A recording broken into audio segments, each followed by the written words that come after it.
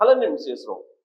ఏ రాష్ట్ర ప్రభుత్వానికి సంబంధించినటువంటి విలువ పెరగాలన్నా ప్రభుత్వం, ప్రతిపక్షం, విపక్షాలు అన్నీ హుందాగా ఉండాలి. జగన్మోహన్ రెడ్డి గారు మాజీ సీఎం, ప్రస్తుతం పులివెందుల ఎమ్మెల్యే, వైఎస్ఆర్ కాంగ్రెస్ పార్టీకి అధినేత. దాదాపుగా 40% ఓట్ బ్యాంకు 2024 ఎన్నికల్లో ఆయనకి వచ్చాయి. ఒకవేళ సీట్లు 11 ఉన్నప్పటికీ కూడా 40% మందికి ఆయన ప్రతినిధి. ఆయన కొన్ని సందర్భాల్లో వ్యవహరిస్తున్నటువంటి తీరు సందర్భానుసారంగా వ్యవహరిస్తున్నారేమో అనిపిస్తుంది.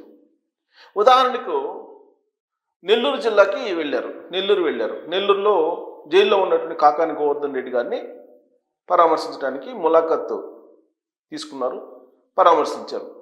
ఆ సందర్భంగా ఆయన ఏదో పోలీస్ ఆంక్షలను ధిక్కరించి వెళ్ళారు అని చెప్పి ఒకటి. ఇక ఆయన బయటకు వచ్చిన తర్వాత మీడియాతో మాట్లాడారు. మీడియాతో మాట్లాడినప్పుడు ఆయన అసందర్భమైనటువంటి ఒక అంశాన్ని తెర మీదకి తీసుకొచ్చారు.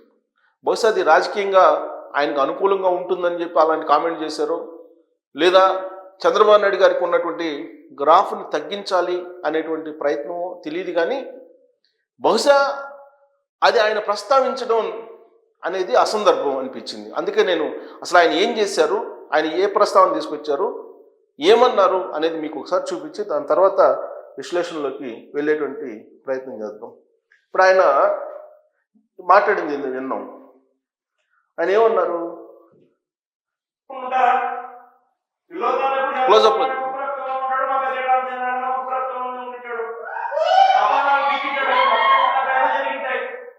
జరిగిందని గుర్తుపెట్టుకొని 7 సంవత్సరాల తర్వాత కూడా కొడుకును కూడా జైల్లో పెట్టించాలని చెప్పి తాపత్రయపడతా ఉన్నాడండి చంద్రబాబు నాయుడు. ఈయన మనిషిలోని విషయం, ఈ మనిషిలోని రాక్షసత్వం ఎంతగా ఉంది అని చెప్పడానికి ఇది ఒక నిదర్శనం.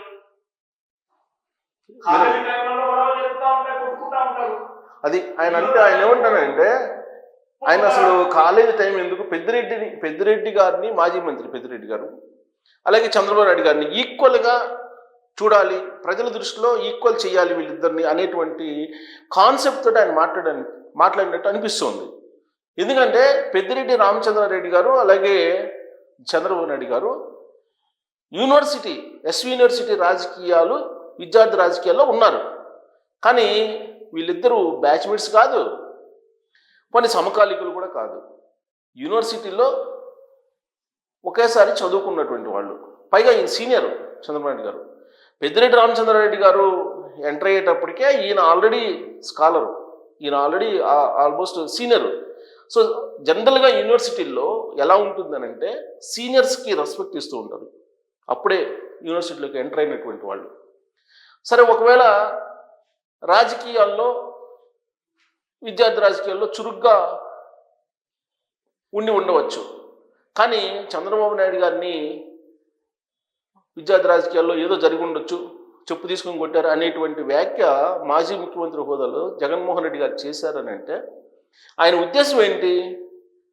పెద్దిరెడ్డి రామచంద్రారెడ్డి గారి దగ్గర చంద్రబాబు నాయుడు గారు ఈక్వల్, వాళ్ళిద్దరు ఈక్వల్ అనేటువంటి ఫోకస్ చేసేటువంటి ప్రయత్నం చేస్తున్నారు. మరి ఎందుకు చేస్తున్నారు అనేది రాజకీయ కోణం నుంచి చూసినప్పుడు వైఎస్ఆర్ కాంగ్రెస్ పార్టీలో తన తర్వాత పెద్దిరెడ్డి గారికి వైఎస్ఆర్ కాంగ్రెస్ పార్టీ బాధ్యతలు అప్పచెప్పాలి అనేటువంటి ఉద్దేశంతో హైప్ చేసేటువంటి ప్రయత్నం ఏమన్నా చేస్తున్నారా అనేటువంటి అనుమానం కలుగుతుంది.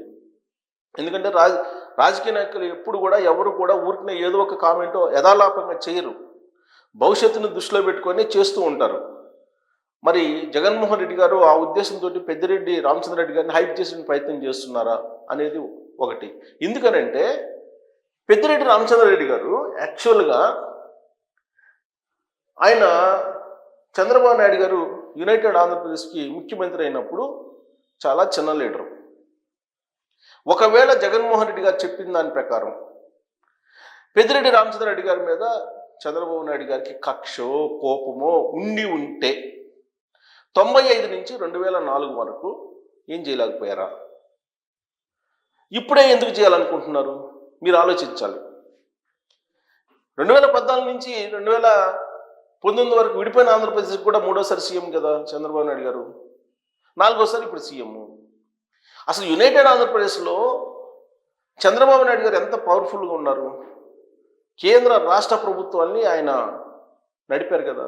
కేంద్రంలో ఎంత పవర్ఫుల్గా ఉన్నారనేది అందరికీ తెలుసు కదా. ఒక రకంగా చెప్పాలంటే ఒక చక్రం తిప్పారు ఢిల్లీలో. మరి అలాంటి కేంద్ర రాష్ట్ర ప్రభుత్వాల్లో బలంగా ఉన్నటువంటి సమయంలోనే చంద్రబాబు నాయుడు గారు పెద్దిరెడ్డి రామచంద్రారెడ్డి గారిని పట్టించుకోలేదు అసలు. అలాంటిది ఇప్పుడు ఎందుకు పట్టించుకుంటారు అసలు? పెద్దిరెడ్డి రామచంద్రారెడ్డి గారిని చంద్రబాబు నాయుడు గారితో కంపేర్ చేయటం అనేది ఒక వ్యూహాత్మకం జగన్మోహన్ రెడ్డి గారిది. అలాగే చంద్రబాబు నాయుడు గారిని వ్యక్తిత్వ హననం చేయడానికి దీన్ని ఉపయోగించుకుంటున్నారు. ఎన్నికలకు ముందు వరకు ముసలాయన అని చెప్పి ప్రతి ఎన్నికల ప్రచార వేదిక మీద చంద్రబాబు నాయుడు గారిని ఆయన గురించి మాట్లాడుతూ ఆయన ఏజ్ని ప్రస్తావిస్తూ వచ్చారు. కానీ అది వర్కౌట్ కాల. ఆంధ్రప్రదేశ్ జనం అంగీకరించాల. ఎందుకంటే చంద్రబాబు నాయుడు గారి చురుకుదనం, చంద్రబాబు నాయుడు గారు యాక్టివ్నెస్, ఆయన విజను, వీటన్నిటినీ ఆంధ్రప్రదేశ్ ప్రజలు గమనించారు. ముసలాయన, ఆయనకి మతిమరుపు వచ్చింది, అల్జీమర్స్ తోటి ఉన్నారు, ఇలాంటివన్నీ కూడా చెప్పారు ఎన్నికలకు ముందు. కానీ అవేవి వర్కౌట్ కాల. ఇప్పుడు మరొక పందాన్ని ఎంచుకున్నాడు జగన్మోహన్ రెడ్డి గారు. పెద్దిరెడ్డి రామచంద్రారెడ్డి గారితో ఈక్వల్ చేస్తూ మాట్లాడుతూ ఉన్నారు. అసలు పెద్దిరెడ్డి రామచంద్రారెడ్డి గారి రాజకీయ ప్రస్థానం ఏంటి, చంద్రబాబు నాయుడు గారి రాజకీయ ప్రస్థానం ఏంటి? చంద్రబాబు నాయుడు గారు ఒక్కసారి చంద్రగిరిలో తప్ప వరుసగా గెలుస్తూ వస్తున్నారు. ఆయన ముఖ్యమంత్రి, ఆయన అలాగే ఒక పార్టీ అధినేత, ఆయనకి పెద్దిరెడ్డి రామచంద్రారెడ్డి గారికి వాళ్ళిద్దరు ఏదో సమకాలీకులు. విద్యార్థి దశలో వీళ్ళిద్దరూ కొట్టుకున్నారు. ఆ సందర్భంగా చంద్రబాబు నాయుడు గారిని చెప్పు తీసుకుని కొట్టారు. ఇలాంటివన్నీ అసలు చెప్పడం అనేది జగన్మోహన్ రెడ్డి గారికే గ్రాఫ్ తగ్గిస్తుంది. అది ఇప్పటికే విశ్వసనీయత, మాట తప్పని మడమ తిప్పని నాయకుడు అని చెప్పేసి 2019 దాకా చెప్తే అది నమ్మారు ఆంధ్రప్రదేశ్ ప్రజలు. 2019లో ముఖ్యమంత్రి అయిన తర్వాత 2024 ఆయన పరిపాలన చూసిన తర్వాత దానికి విలువ లేకుండా చేశారు. విశ్వసనీయత, అలాగే మడమ తిప్పని మాట తప్పని అనేటువంటి డైలాగ్కి అర్థమే లేకుండా చేసేసారు. అది ఎందుకు చెప్తున్నానంటే నేను బాధతో చెప్తున్నాను. నేను 2019 ఎన్నికలకు ముందు జగన్మోహన్ రెడ్డి గారు పాదయాత్రకి వెళ్ళేటువంటి సమయంలో కొంచెం లైక్ మైండెడ్, అలాగే న్యూట్రల్ జర్నలిస్టులని ఆయన ఆహ్వానించారు. ఆ సందర్భంగా నేను ఒక ఛానల్లో పనిచేస్తుంటే నాకు కూడా ఆహ్వానించి నేను వెళ్ళాను. ఆయనతో ఇంటరాక్ట్ అయిన తర్వాత ఈయనలో ఏదో కసి ఉంది, రాజకీయాలను మార్చేటువంటి ఒక ఆలోచన చేస్తున్నారు, కొత్త రక్తం వస్తే బాగుంటుంది రాష్ట్రానికి అని చెప్పేసి అనుకున్నాం మేము. సీన్ కట్ చేస్తే ఏం చేశారు? ఇంకోటి, రామోజీరావు గారి మీద అధికారంలోకి వచ్చిన తర్వాత ఏ విధమైనటువంటి ఒత్తిడి తీసుకొచ్చారు, ఆయన అరెస్ట్ చేసే ప్రయత్నం చేశారు కదా. అదే రామోజీరావు గారిని 2019 ఎన్నికలకు ముందు ఫిలిం సిటీకి వెళ్ళి జగన్మోహన్ రెడ్డి గారు కలిసి ఆయన సహకారం కావాలని ఆయన ఆశీస్సులు తీసుకుని వచ్చారు. ఆ తర్వాత ఏం చేశారు? ఒక సామాజిక వర్గాన్ని, రామోజీరావు గారు సామాజిక వర్గాన్ని టార్గెట్ చేసుకుంటూ వచ్చారు. అంటే దీన్ని బట్టి అర్థమవుతుంది, అందితే జుట్టు లేదా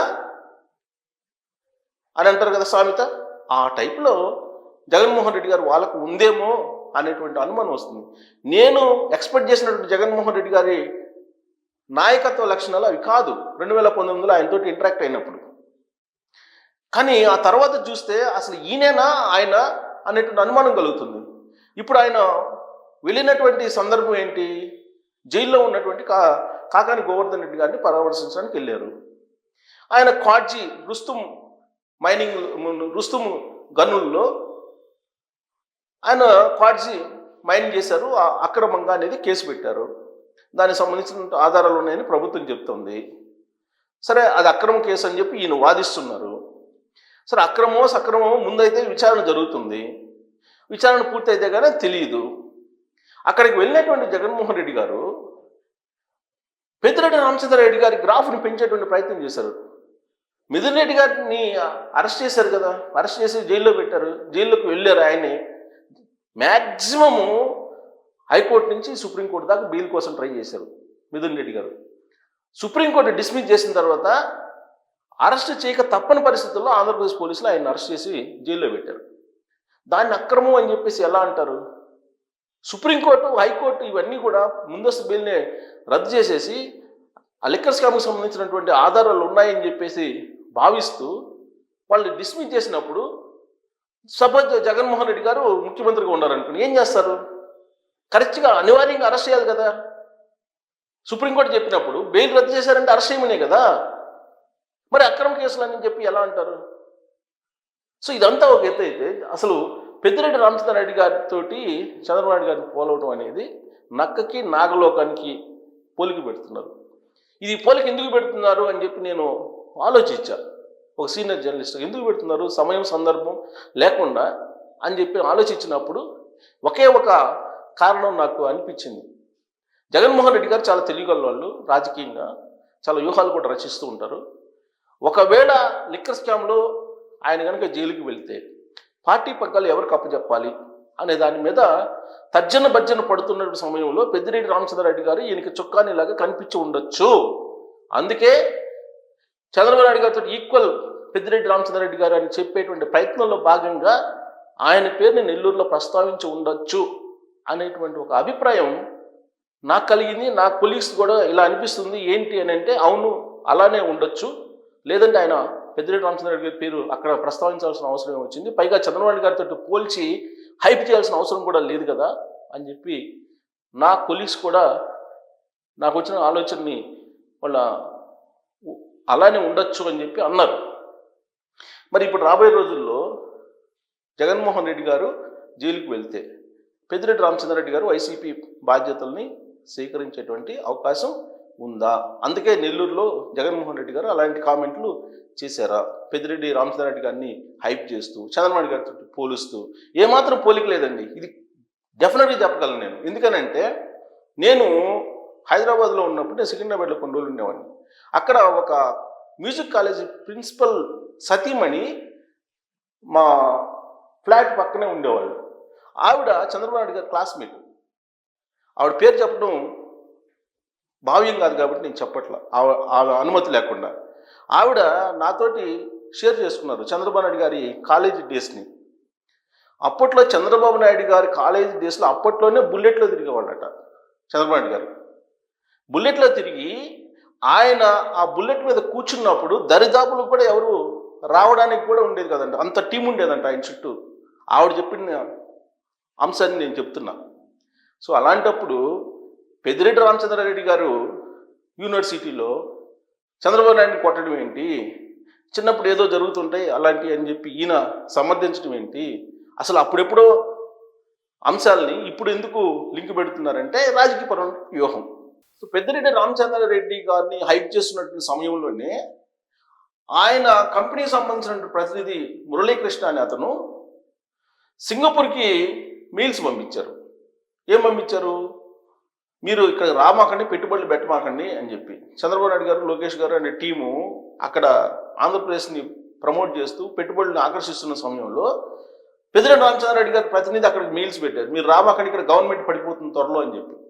అంటే ఇదంతా కూడా వ్యూహాత్మకమైనటువంటి ఒక కుట్ర అనేటువంటి భావన కలుగుతుంది. అదే సమయంలో పెద్దిరెడ్డి గారిని ఆకాశానికి ఎత్తేస్తూ చంద్రబాబు నాయుడు గారిని గ్రాఫ్ తగ్గించేటువంటి ప్రయత్నం జగన్మోహన్ రెడ్డి గారు చేస్తూ నెల్లూరులో మాట్లాడారు. సో ఇదంతా కూడా వైఎస్ఆర్ కాంగ్రెస్ పార్టీ పగ్గాల్ని పెద్దిరెడ్డి గారికి అప్పచెప్పేటువంటి ప్రయత్నం లేదంటే మరొక కూడా ఉందా అనే దాని మీద మీరు కామెంట్ చేయొచ్చు. Thank you.